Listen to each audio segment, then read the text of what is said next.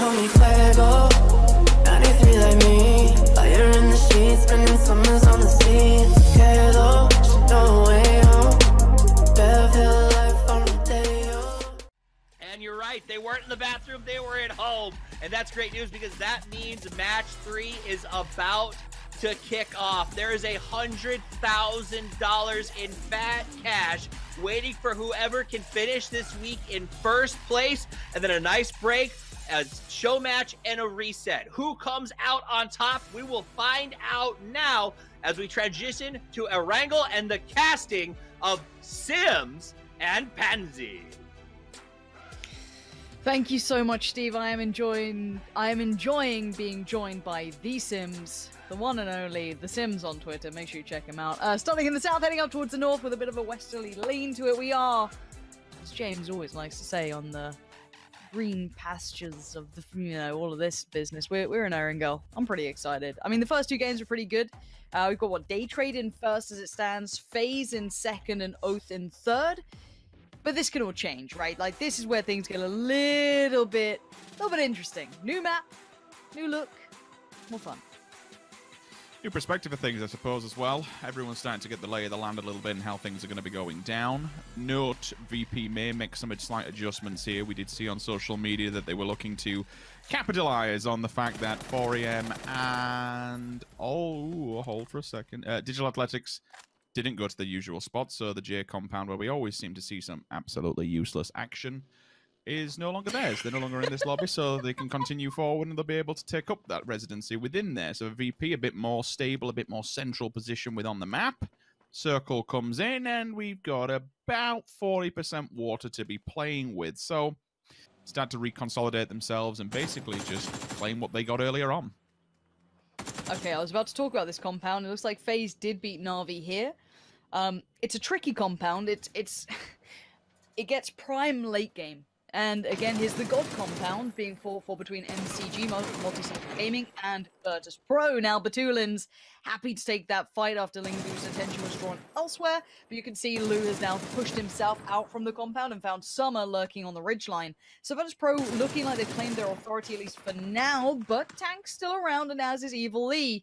So it's not quite clear just yet if it's a complete safe grab, but it looks, I'd say, Virtus.pro have at least the good footing in this compound, and it's a wonderful one to go forward. If it does go for a northern shift next circle, this is your big spot. However, if it stays towards the south, you'll say the likes of Faze, maybe Zenith, Liquid, even Ents start to become a little bit more of a conversation piece. But speaking of Liquid, one just got knocked there. Yeah, Mexi went down, and that's Kickstart at distance, all the way up on the top of the quarry. They're actually in the compound that Kickstart was taking residency in. So they move forward, and he's up on top of the hillside, been able to get that one more ping. Or get it. Mings does find it. Kemba will fall. They should be able to get the revive there. I'd anticipate they'd use the smokes and get the cross, especially if Senya will go into the compounds, but really, how hard can you hold such a large compound on your own against any 4 stacks that want to approach this one? We'll move on to another fight. Gen G have found Day Trade all the way up at the top. Instant knock from Pio, goes in with a grenade. The follow-up, it could be there. Even if he doesn't find the target on the floor, he'll do damage. Also, onto Venotica on the back lines as well. The bombardment just keeps on going. That's the Pio in tandem. 1-2, thank you. Last person there to try and seal the deal. And Day Trade Gaming. Well, well, well. It goes from bad to good to worse instantly. What a difference games can make. VP, same scenario. We're just moving back and forth because now land is becoming so sparse. All these fights will basically initiate instantly. This is so brutal. Okay, you've got Ents dealing with TSG and then shoot to kill in the backlines. You have VP and Liquid aren't holding up so good. I'm going to say it right now. They look a little flustered by this. If he's out on a little bit of an island, but he's trying to keep some territory for himself. Kurt's going to at least flush towards Sia. That's going to be that TSG fight with Ents on the other side towards Quarry, northeast on the map. The more central fight was that VP Liquid one. Bit of a stalemate. No one's winning that just yet. But if Zenith turn their attention, they could potentially see it. For now, we wait and see who becomes maybe the victor from this, because TSG, Shoot to Kill, LG Divine, T1 and Gen G all have to move into the circle on this kind of northeast eastern side. Uncivil keeping a good track on Volley Bear, stunner of a shot. Uncivil quickly puts him down, opens up a gateway and says, boys, all right, we've got to way forward. And I've got vision on more. He's going to ping down more already. A couple more shots just kind of hitting the target as required. Peng gonna just send a nade and hope for the best, but I don't think it was as close to Tixu as he would have wanted. But at this point, entering a bit of a trouble here. They've got too many players now kind of surrounding. TSG are right at the doorstep. You're going to see Gen G starting that, flush work that they already started. Flash is now down, but that one player did manage to get away, I believe, which is Norins. But here comes a push from TSG. They're going to start working their way forward, feeling maybe the pressure from shoot to kill mounting on their back. They don't fancy it, so maybe solidify that position more. Shinboy does find Rustamar, and Enter looking a little worse for wear now. Yeah, both North American rostered simultaneously are just being paid dividends by the fight that goes down between TSG and ENCE. Ultimately, it's just mutual destruction between those two in the middle. While the North Americans just laying from the sidelines. That's a nice peek round the corner. Damage will initially be done. Lays on the floor. And he gets the kill. The trade-off's there, but it's totally fine. He manages to at least save the day. The res. Is it even possible? Probably not. Squeaky, a bridge too far, rather unfortunately. Shoot to kill, now work the way up slowly but surely into the quarry. They will take position where TSG did fall. Squeaky has just been allowed a small window of opportunity. That was tiny because STK was so hot on the heels of him. To be able to bring one back to life, it's fantastic. It has, however, given up the top to the rest of Zenith, who have now taken residency, and they will control that. It puts ENCE in a very precarious position down low in the quarry. If the circle's unfavorable to them, which it still kind of is, because working your way out of that dungeon is going to be awful. Look at how many teams are littered on the outskirts of the quarry. Zenith have to go up against STK. They basically have to fight tooth and nail through one another. But all of a sudden, T1 from the opposing side can just pepper into this. It's so damn difficult. Faze, hot on the heels, away they go. They take control of one of the strongest compounds now in this circle. That is a huge play. Continued forward. This is not a quiet place to be trying to head towards. This is a blind send at this point. They were far off in the southeast, so continuing they go. James doesn't want it. He was to try and feed them towards a Freak of Freaks, which he's done. Oh my! Almost hits him on the way through. Hansier is alive, but only for so long. Jun's going to find him, and there you go. Quickly gets himself in. Clib helps himself to a free frag there on towards Turtle, but a Freak of Freaks are holding the line for at least some part of this. Not going down easily, but not being able to get the flushes either. He did not anticipate that vehicle just ramming the side of the building. Ultimately, it deflected the molly. It put it on the ground and did a fair amount of damage, but it completely caught the solo player from a Freak of Freaks off guard. The rest of them try and dispatch the team as they enter for LG Divine, but there is one inside the building. So if they're not quick on the draw, if they're not there to commit to the frags, I think maybe LG Divine somehow survives and all four players get back on their feet. Ionix, down but not out. Relo sees him at distance. Confirms the kill instantly with the SLR and the trade-off's done. Snake is in the back burner, unfortunately falls victim to it. But we see this fight slowly but surely unfold. Gen G have to move forward. There's only two of them standing. It's a very scary prospect still with Gen G on the back foot, but ultimately they're working with minimal ground. It's going to be hella difficult to get past this reinforcement. Pack caps up front, Relo at the back, and then the distance Balefrost to watch the low push. Has he seen him? If he's got the drop on him, which he has, it'll stop the advancement for all but a second, but this blue Lauren is ticking away. Just a touch, isn't it? Like, look at this. It's going to start chunking through these players. It's going to be forced in, and Genji are down.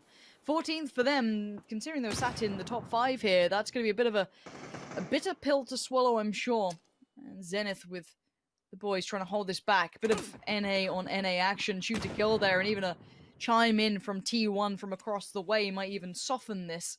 As you can see, shoot to kill, they're going to have to fight this. You can't really avoid it. If you go down the ridgeline, you only put yourself at a disadvantage. So they kind of have to fight their way through this. Zenith do have a little bit of a deeper angle to work with as well. You can see Shinboy looking to try and keep control of maybe the rock side as well. Going to post himself up, prop himself down. Aqua 5, trying to keep eyes across. If anyone silhouettes here or kind of, shows on this ridgeline, he will be putting some damage down range. I think they have noted a bit of a snake here. Norins has been spotted. I see Oath in the move as well. Alo there burning alive. And again, bit of a stalemate until they're forced to fight, but I'm looking at Oath to see where they try and pull up. There's the first blood drawn. Alo done at least a good chunk of damage to Shinboy, but there, as said, T1 are watching all of this go down. They will not be absent from the fight, but they're certainly going to go hold back unless they have to force their hand. Eventually, it's going to turn into a North American three-way. You've got Oath just down the roadside from this one. Luke, that is a belter. A complete belter of a molly. Oh Just my distinguishes god. all of Zenith, essentially, and puts one now. Poonage has to go full resuscitation mode. He's hiding up in the rafters. They don't know where he is just yet. Roth will be there to receive kickstart. Shimboy's gone. He'll be able to see that through the gap. Nurin's trying to do something in the back for day trade. They will go out in 13th. Luke, do you realize that Poonage is still lingering in there? Also, just to note, while it's not this fight whatsoever, in what world does ENCE not shoot and not let T1 know where they are, and eventually next circle creep up the hillside? Just be aware of that prospect, because if it happens, it'll be devastating for T1 if they've not kept track of them. It's certainly it's not too far from my mind. Shoot to kill still on the push though. After that knock towards kickstart, it's probably time to try and take that space, move up clear as they go. There are problems though. You've got Roth on the other side. Good shot from Roth, but there's the trade out coming in. Simply outnumbered here, but there's Oath. Oh, it's pure NA action. This is horrible stuff for any North American fans. No one wins cleanly in these scenarios. Halo's been flushed. Oath still holds 3 on this ridge for now, and they're going to start sweeping up and over. You can see Shoot to Killer down to just Luke as it stands. And at the present, it looks like Zenith have been eliminated from this one, at least for now. As I got to say, it looks like Oath will clean this side up, and as Luke pulls off a bit of a miracle trying to dodge around. Great shot towards reload, but he needs more than just that. T1 not making this easy either, and there it is. Oath are the only survivors of the South Side massacre. T1 have finally moved now that they know that this has kind of all been cleared out. The question is, have they left ENCE alone? Have they let ENCE go untracked? Because if they have, well, I don't see ENCE going too far in this one given their position. It could be devastating to lose a player or two. Navi, or certainly Senya, the last man standing, the Lone Ranger, trying to do something, but ultimately, I think this could be a task that is just too intensive. T1 will now focus the fight towards Oath. This would be the perfect time for ENCE to try and work their way up out of Quarry if they get distracted, if they tunnel vision. And then springboard into action. Aqua 5, do you have some information, or are you just here as the backup plan? Time will tell. Tianba in the distance have to come down from the gold compound and work their way in, but LG Divine may hold them dead to rights. Then you've still got in the middle a bit of European action. It's actually quite a hot circle when you've got Faze one side, Team Liquid, and then VP the other.